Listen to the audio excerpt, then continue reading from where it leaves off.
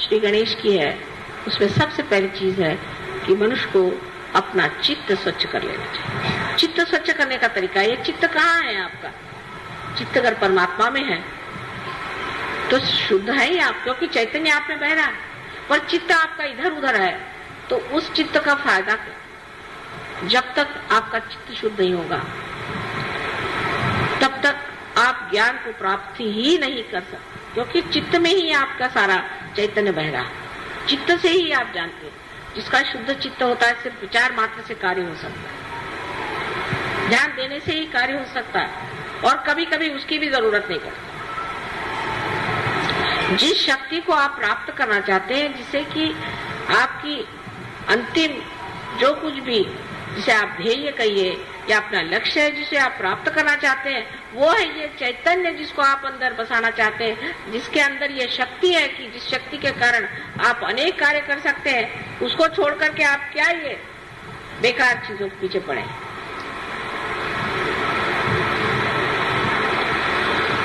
चित्त सारा इसमें रहेगा कि सहयोग में आने से हम कितने रुपए पैसे कमा सकते हैं, नहीं तो क्या क्या चीज मार सकते हैं। उससे जरा ऊंचे उठे तो इस पे चित्त रहेगा कि हम किस तरह से अपनी बीमारी ठीक कर लें। उसके बाद और चित्त उठा तो ज्यादा से ज्यादा ये कि माँ के दर्शन होने चाहिए। अब हर जगह से, कभी औरंगाबाद से तो कभी आपके संगमनेर से तो कहीं से लोग बस आ जमते, दिल्ली से कलकत्ते से जम गए। हम जान करके मुद्दाम, मराठी में शब्द है इसका, कोई और वो नहीं है, पर्याय नहीं, मुद्दामू जान करके हम आए। क्यों आए भाई? मेरे पास टाइम नहीं है यहाँ मुद्दामू आए कि सबसे लड़ाई करने का, कि माँ के दर्शन, हम दर्शन करें। दर्शन तो तुम्हारे हृदय में ही हो सकते हैं। अरे तुमको इतनी शक्ति दे दी, उसके ही दर्शन करो, वो बहुत है।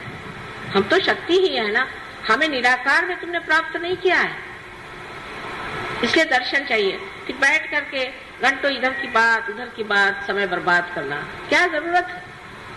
शक्ति स्वरूप होने में आप स्वयं शक्ति हो सकते, लेकिन ये रुकावटें कब जाएंगी और कब हम समझेंगे कि हम स्वयं वो शक्ति स्वरूप हो सकते हैं, और हमारे अंदर इतनी शक्तियां हैं, उसके अंदर हमें रमान होना चाहिए, जिसके कारण कुछ भी न करते हुए सारा काम हो जाए। लेकिन ये विचार दिमाग में नहीं आ सकता आसानी से। अज्ञान ही नहीं है, सिर्फ अज्ञान हो तो मैं कहूँ ठीक है, सिर्फ अज्ञान ही नहीं है, लालच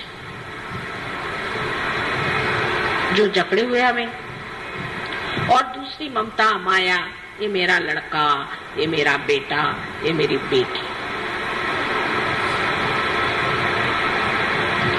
और जिस वक्त आप इसे सोचते हैं तब ये सोचना चाहिए कि हम माँ के भी तो बेटे हैं, उनकी भी तो बेटी हैं, और उनके ही हम आप बेटे हैं।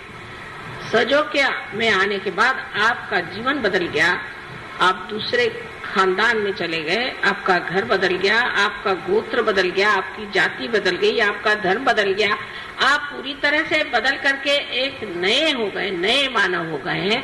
वो क्यों? क्योंकि आपकी माँ जो है उसने आपको जागृति दी, तो आप सब पूरी तरह से बदल गए। जैसे एक गणेश जी को बनाने से हमारे हजारों काम, करोड़ों काम हो जाते हैं, क्योंकि उनके अंदर पूर्णतया माँ पे ही श्रद्धा, माँ के ही लिए सब पूर्णतया शरणागत होने की स्थिति है। सो जब तक वो शुद्धता हमारे हृदय में नहीं आएगी, जब तक हमारे मन में हम उस शुद्धता को प्राप्त नहीं करेंगे, तब तक वो शरणागति आएगी नहीं। ये तो ऐसा ही है कि जब तक आप गंगा पर नहीं जाएंगे और उसमें गगरी नहीं डुबाएंगे, और गगरी के अंदर अगर जगह नहीं होगी तो उसमें पानी कैसे आएगा? ये सीधा हिसाब। सो जरूरी है कि हम अपने चित्त को शुद्ध करें, और चित्त को शुद्ध करके वो शुद्ध चित्त ही हम अपने माँ को दे सकते हैं। अशुद्ध चीज से तो हमें तकलीफ ही होती रहती है। और जब शुद्ध चित्त होता है तो आपको आश्चर्य होता है कि आप स्वयं ही एक पुष्प की तरह महकते रहते हैं।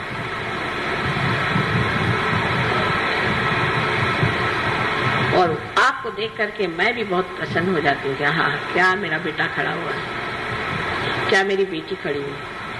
और सब चीजों से मुझे प्रसन्न नहीं होता कि आप बड़े अच्छे कपड़े पहन के मेरे सामने खड़े हो जाएं, सूट बूट पहन के या बाल कटा के, मुंह में लिपस्टिक लगा के, उससे मुझे बिल्कुल प्रसन्नता नहीं होती। उल्टे मुझे लगता है ये जा रहे अब रास्ते से हट रहे हैं। इस तरह की जो आधुनिकता है उसे प्राप्त कर लेना, गणेश के ओर से मुंह मोड़ लेना है। उसकी क्या जरूरत है? वो तो पुरातन है और हम भी बहुत ही पुरातन हैं। इसलिए अगर आप हमारे बेटे हैं और हमारी बेटियां हैं तो जिस संस्कृति को हम पुरातन मानते हैं उसी से आपको चलना होगा और रहना होगा। और इसका नजारा बहुत खराब दिखाई देता है बाहर।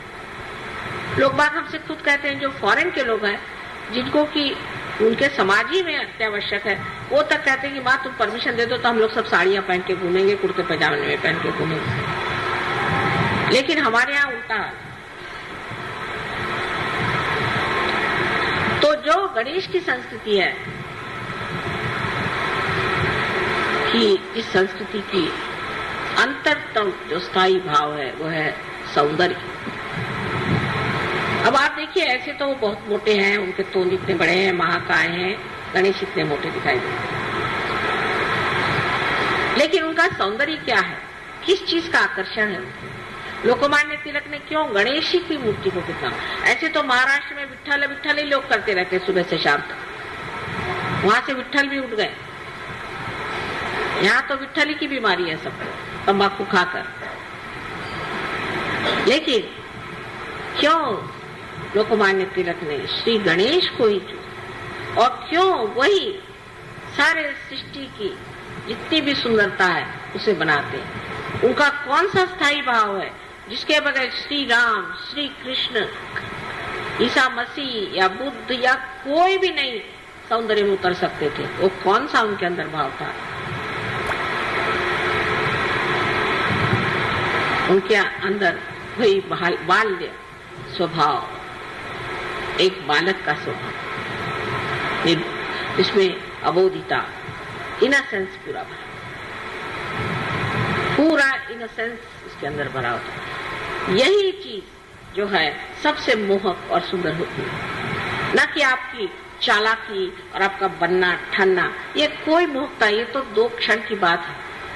एक मुंह पे लोग अच्छा बोलेंगे, पीठ पीछे बुरा कहेंगे। लेकिन जो अबोधिता श्री गणेश की है वही सारे सौंदर्य की सृष्टि सारे संसार में कर।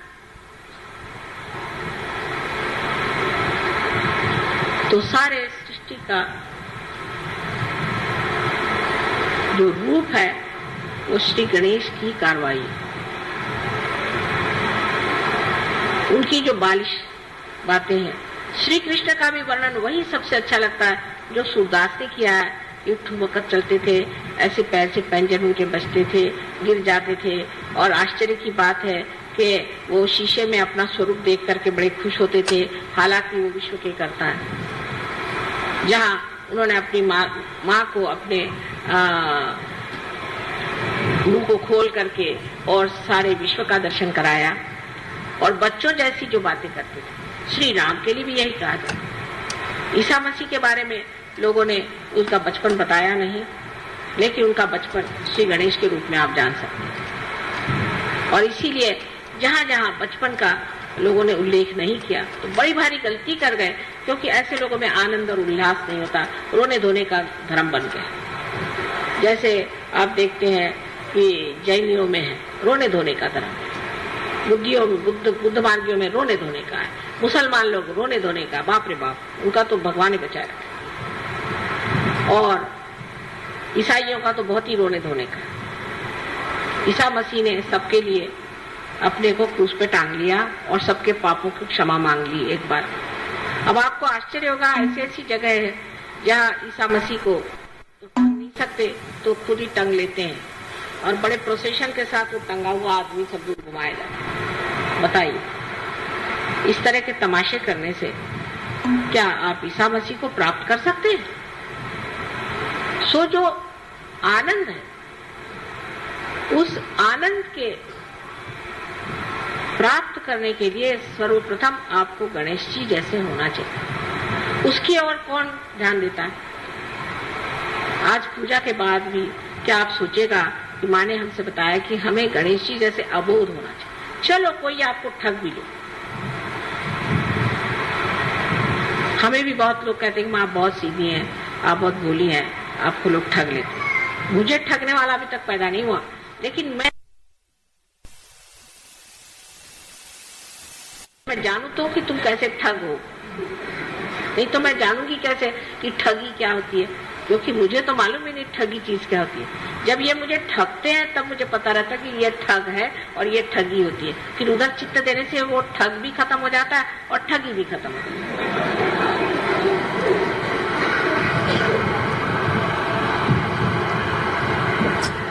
सो जरूरी है कि मनुष्य को उस भोलेपन स्वीकार करना चाहिए। शंकर के लिए भी यही कहा जाता है कि वो भोले, उनमें भोलापन है। कौन सी ऐसी देवता है जिसमें भोलापन नहीं? देवी के लिए कहते हैं कि जिस वक्त उनको बहुत क्रोध आया और उन्होंने सारी सृष्टि का संहार करने का विचार कर दिया, बिल्कुल तंग आ, तब सब लोग में हाहाकार मच गया कि जब माँ ही बिगड़ गई तो अब क्या होगा हमारा। और सबको लगा कि अब तो हम सर्वनाश हमेशा के लिए हो जाएगा और फिर से सृष्टि की रचना ही नहीं। उस वक्त शंकर जी को एक बात सूझी कि उन्हीं के बच्चे को उनके पैर के नीचे में डाल दिया पहले, कि तोड़ना है तो इसी बच्चे को तोड़ो। इतनी बड़ी जीभ उनकी निकल आई, बाप रे, मैं अपने बच्चे को ही मिटा रही। ये बच्चों की तरफ से जो हमारे लिए एक तरह से प्यार, आह्लाद, एकता और जो जिसे हम कहते हैं एकाग्रता, समग्रता, ये प्राप्त